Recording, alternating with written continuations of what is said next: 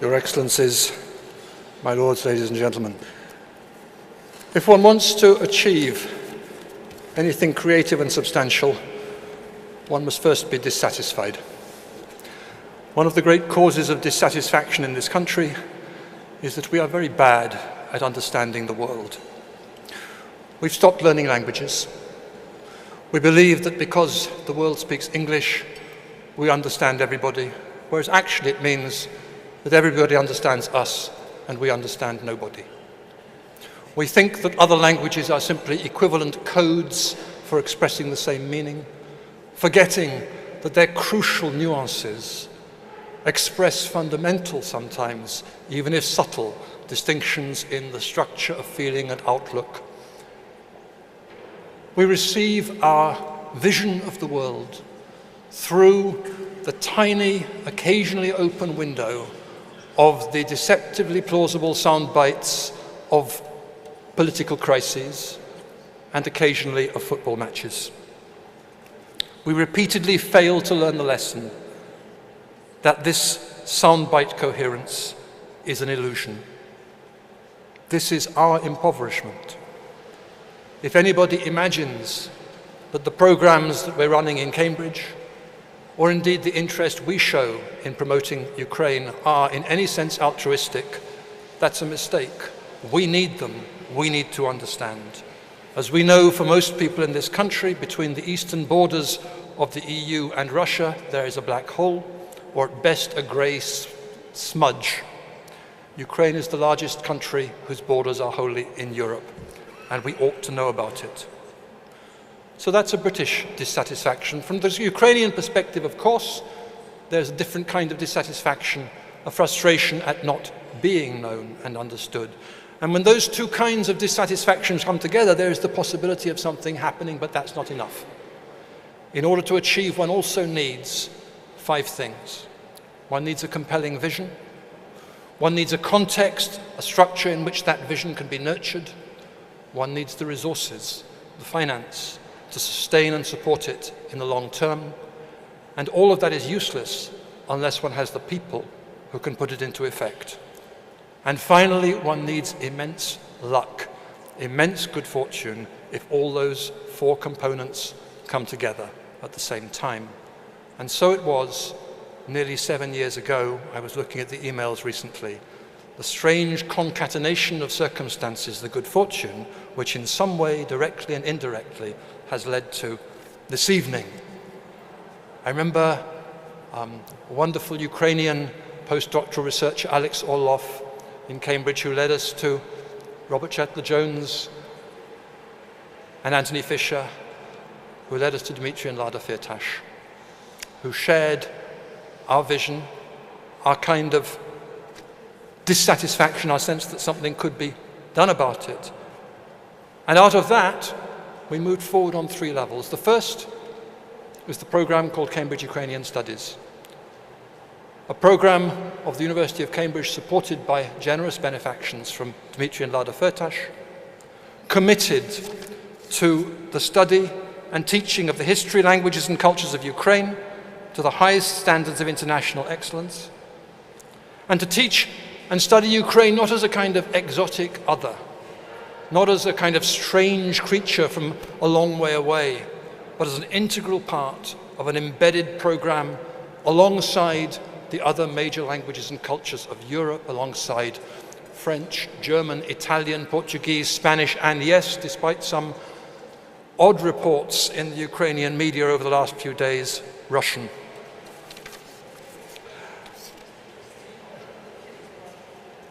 We were fortunate in putting this program into effect, not just to be supported wonderfully, but to find the person who could sustain it. After a worldwide search, Rory Finnin, our lecturer in Ukrainian Studies, who sadly can't be here today, he's slightly ill and needs to be well for run the literary evening at this festival tomorrow.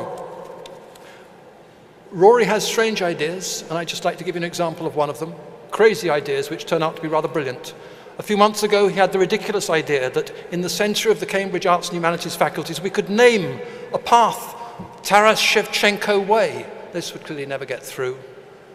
But somehow he managed to persuade people, and somehow it did. And yesterday we had the unveiling of the piece of pavement artwork, which is Taras Shevchenko Way in the heart of Cambridge.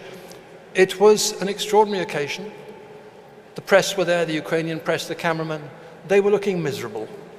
They were asking the dutiful questions. It was cold, it was raining. We were huddled under the shelter of a nearby building. They were doing their job. And then Rory started speaking. And people thought, rather like you must this evening, oh dear, we've got to listen to speeches. But he started speaking about Taras Shevchenko. And the students who'd been there out of duty became mesmerized. And then he started quoting from the poetry of Taras Shevchenko, and suddenly these hard-bitten Ukrainian cameramen and women who were just there doing their job, their faces suddenly relaxed, and they started smiling. And this was no longer doing a job. This was participating in a moment of shared magic in the most unexpected of circumstances, and one remembered why one is doing this. Cambridge Ukrainian Studies is already a program with an international reputation, not just in Ukraine, not just in the UK. It is unique in Europe and in some senses in the world.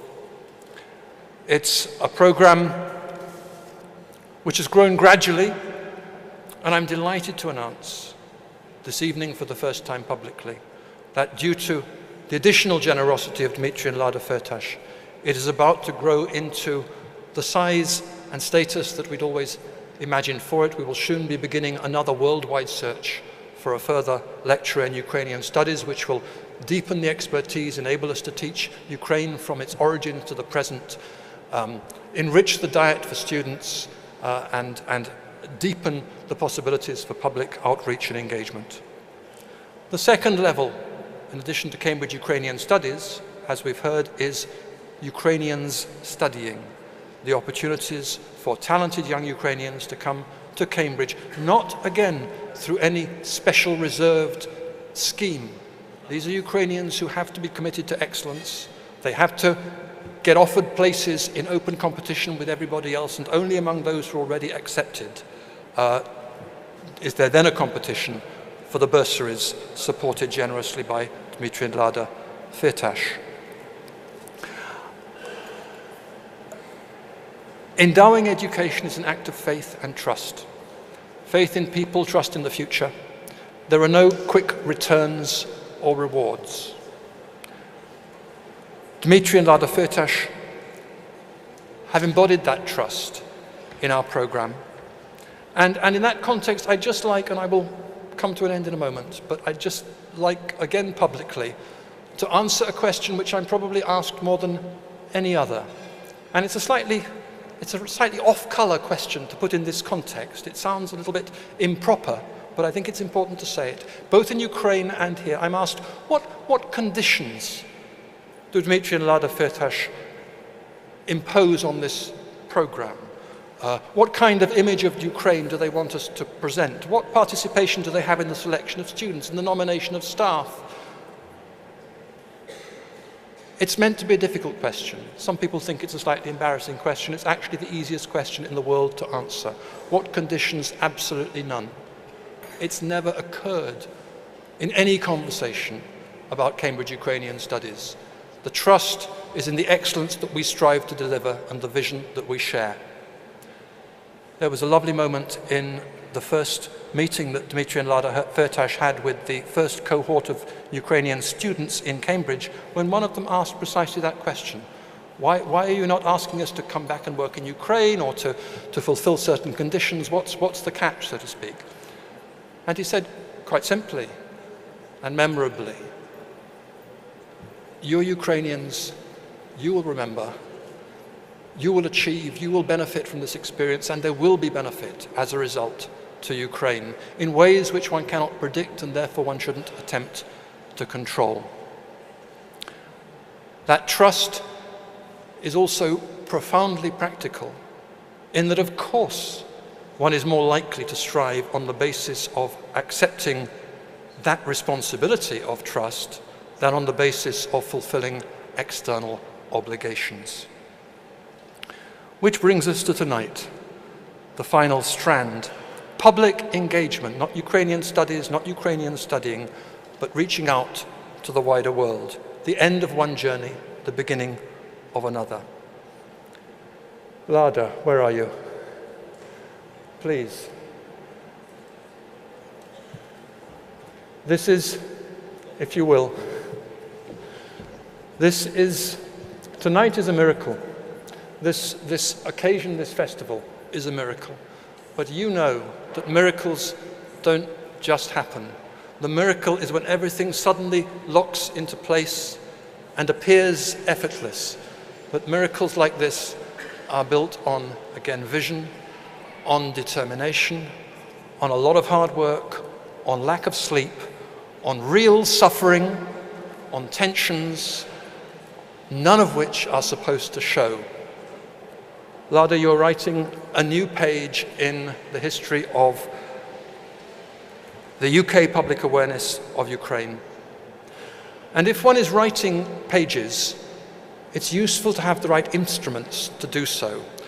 And so to help you write the next set of pages in this wonderful story, on behalf of the University of Cambridge, I'd like to make this small presentation to you, which I hope you like and regard as at least symbolically, if not practically, useful. Thank you very much. Thank you very much.